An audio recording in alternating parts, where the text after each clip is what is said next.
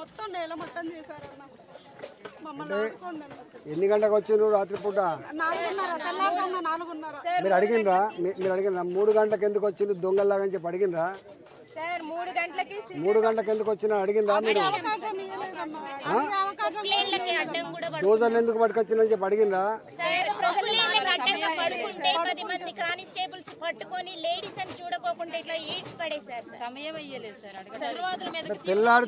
తెల్లాడితే intermediate exams ఉన్నాయి మా పిల్లలకి అని చెప్పి చెప్పిండ్రా?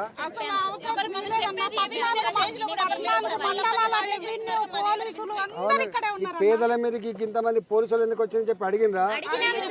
ఏమన్నారు మరి వాళ్ళు? పేద ప్రజల మాట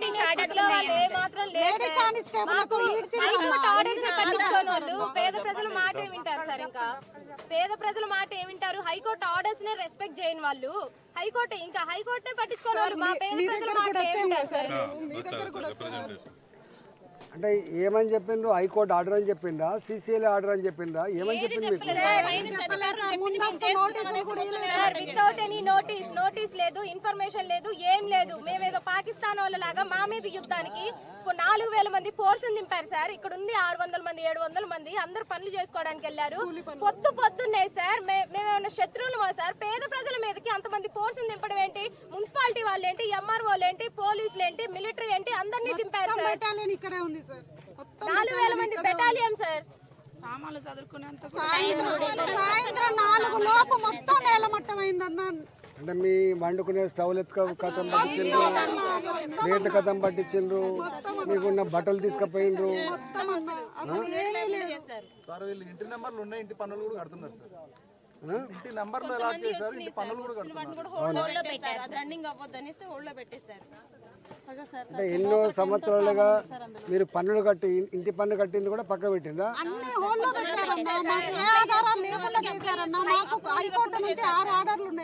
సార్ హైకోర్టు నుంచి 6 ఆర్డర్స్ ఉన్నాయి. దాంట్లో స్టేటస్ కో ఉంది, నాట్ ఎంటర్డ్ ఉంది.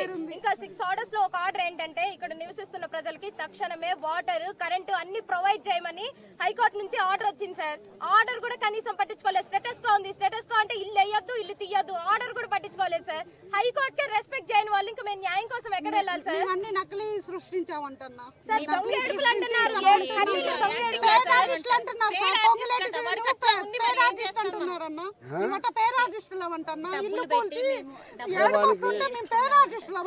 చెప్పండి. మానవత్వం చచ్చిపోయిందా? ప్రజాస్వామ్యం చచ్చిపోయిందా? చెప్పండి. గెస్ట్ హౌస్, ఫామ్ హౌస్లు కావాలనుకుంటున్నా మా భూమి మాకు కావాలి. మేము ఇక్కడే చేస్తాం. నీళ్లు లేపైనా, అన్నం లేపైనా మేము ఇక్కడే చేస్తాం. మా శవాలు తీసుకెళ్ళండి. ఇప్పటికి 4-5 రోజులు అవుతుంది. ప్రజలు ఇక్కడ నుంచి ఒక్కరు కూడా కదలే, చెట్ల కింద పడుకుంటున్నారు. ఇక్కడ గర్భిణీ స్త్రీలు అందరు ఉన్నారు సార్. చిన్న పిల్లలు, గర్భిణీ స్త్రీలు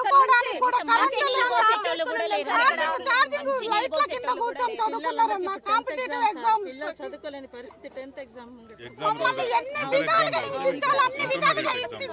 ఇక్కడ నుంచి పోవట్లేదని చెప్పి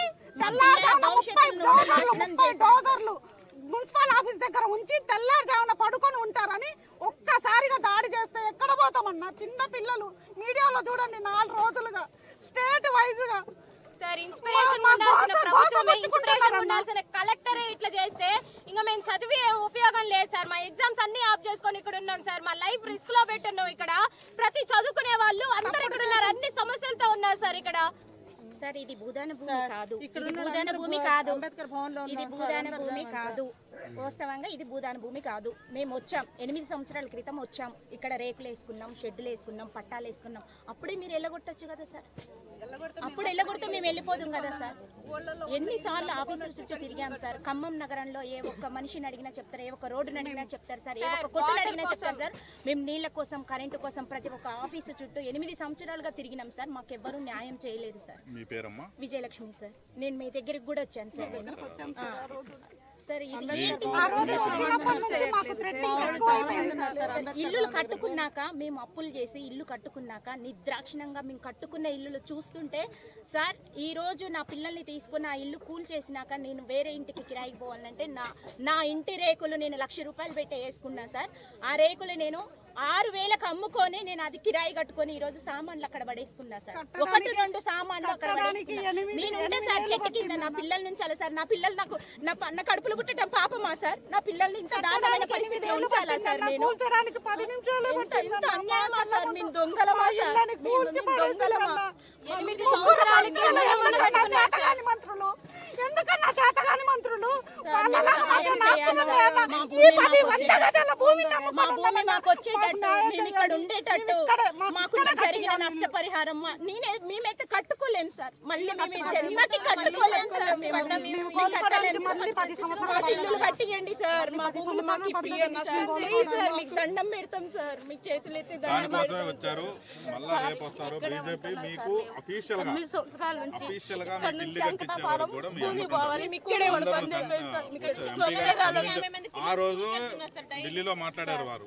అంబేద్కర్ భవన్ దగ్గర మా వాడని కలుసుకోండి సార్. అక్కడ గోస కూడా వినండి సార్. ఇబ్బంది పడుతున్నారు. మన వాసుదేవరావు గారే రోజు సప్లై చేస్తారు. కనీసం మాకు మంచి నీళ్ళని ఇప్పియండి సార్. మాకు మంచి నీళ్ళని ఇప్పియండి సార్.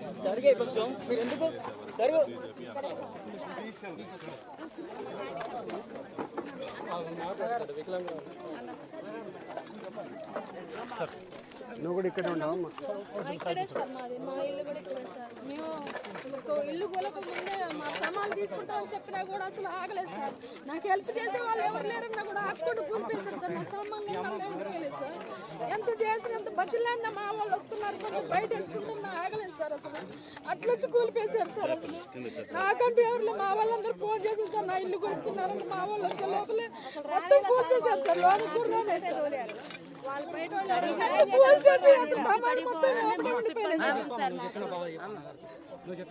ఐదింటికి వచ్చారు సారు. నేను 4ంటికి లేచి ఊపుకున్నా, చల్లుకున్నా, అలుక్కున్నా పనికి పోదామని. 5ంటికి వచ్చారు, ముట్టడి వేసారు చుట్టూ. మాకు ఏమీ చెప్పలేదు. నేను 8 సంవత్సరాల నుంచి నా పెరటికి కలకలు కదలలేనోడు వేసుకొని ఉన్నా. కరెంటు లేదని పొంగిలేడి శ్రీనివాస్ కాడికి పోయి కాళ్ళ మీద పడ్డా 2 మాటలు. అయ్యా మాకు కరెంటు ఇరయ్యా, ముసలాళ్ళం కళ్ళు కాని రాట్లే, రాయి తలిగి రప్ప తలిగి పడితే కాళ్ళు రెక్కలు ఇరుతాయని శంఖ్యం చేయలే. నేను 15 రోజులకు చెప్తలే అక్క అన్నాడు. 15 రోజులకు గోర కొట్టించిండు. మమ్మల్ని ఏమీ న్యాయం చేయలేదు నాయన. మేము 8 సంవత్సరాలు నిమిషపడ్డాము. 50 రూపాయలకు డబ్బా నీళ్ళు కొనుక్కున్నాము. కరెంటు లేకుండా దీపాలు ముట్టించుకున్నాము. అట్లా కూడా ఉన్నాం తండ్రి. మేము ఇంటికి ఇంత కాగితం ఇయ్యలే. నేను ఎదురుకి వచ్చి అయ్యారి దండం పెడతా. 2 గంటలన్నా గౌడి ఇరి మాకు 2 గంటలన్నా ఇస్తే మేము సమానం చదువుకుంటాము.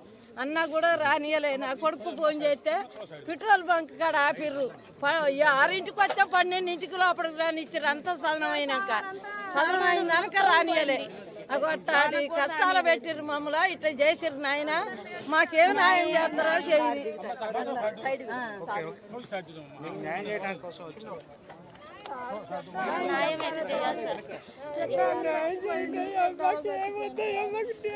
బిడ్డలు చచ్చిపోయారు, పిల్లగాళ్ళు అనాథులు అయ్యారు.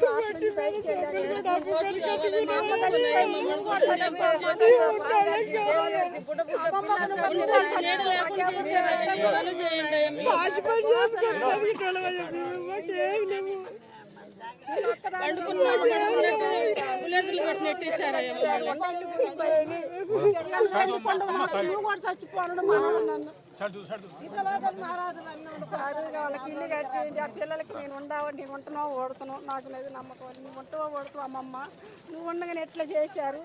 మా అమ్మ మా నాన్న లేరు. నేనెందుకు అంటే నేను బడిలో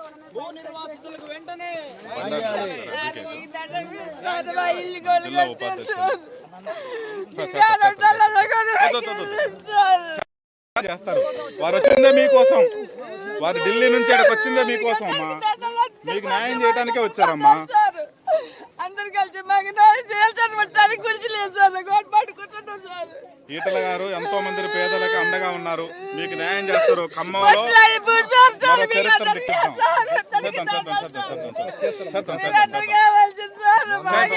ఈటల గారు మీకు అండగా ఉండడానికే వచ్చారు. ఇక్కడికి ఢిల్లీ నుంచి వచ్చారు వారు. పార్లమెంట్ లో మాట్లాడి మీకు న్యాయం చేస్తారు.